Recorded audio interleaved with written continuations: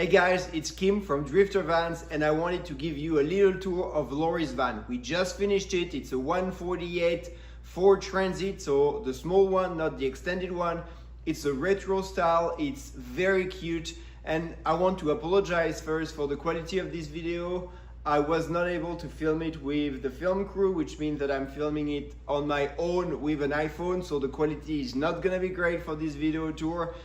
But this van was too nice and too cute for me not to show you, so I hope you still enjoy.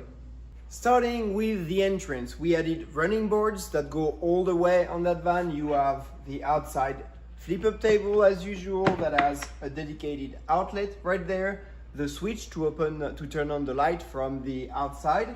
In the entrance you have the Tetra shower, so that's the flip down all-in-one shower that gives you the ability to shower inside your van by putting up the shower curtains, but it takes very little space.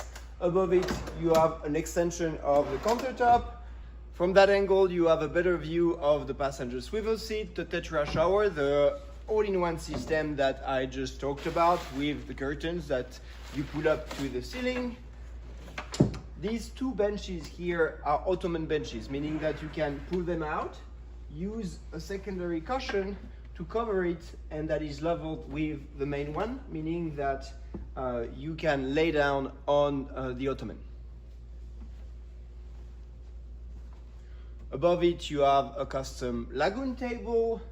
In the ceiling you have a roof fan that has a light and a curtain. You have a custom curtain here, but behind it you have a blackout curtain for both insulation and blackout. Above the cab you have a headliner shelf that gives you a lot of extra storage, and we changed both the windows in the sliding door and behind the driver's seat to turn them into half slider windows. Now for the inside. On the driver's side you have the two benches with a floor to ceiling cabinet. Above it you have custom headliner cabinets with a custom shelf.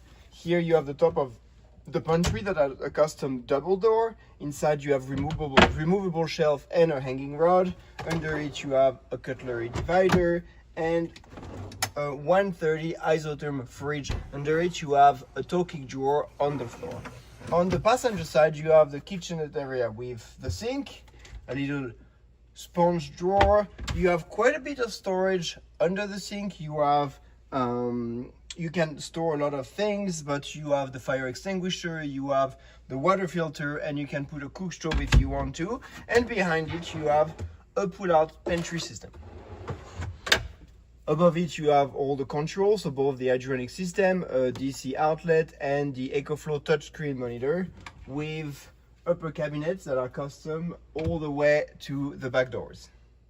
One thing that was very important to Laurie was a way to get in bed very easily. So we customized a system. It's usually made for a kitchen.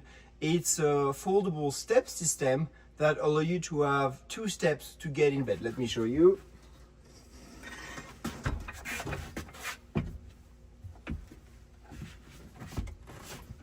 Here you go.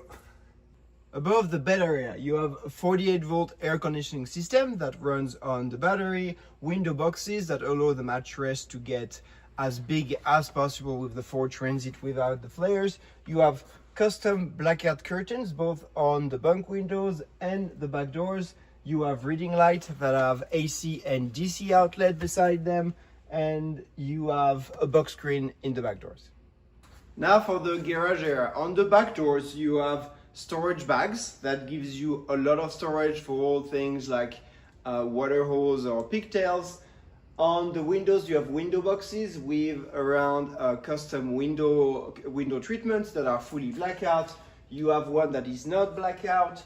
You have the plumbing shelf on one side that has the water tank and the hydronic system and all the plumbing compartments. On the other side you have the electrical system with the EcoFlow power kit. You have some storage. The bottom of the bed is in carpet, meaning that you can use Velcro net for extra storage. You have the box screen, and finally a pull-out tray to give you easy access to the inside of the garage. Right now I'm using it to store all the insulated covers. Oh, and not to forget that you have an outdoor shower on the plumbing compartment right here, with the shower head being in the bags. I hope you like this tour. I am sorry again for the quality of this one, but I will see you soon for the next build.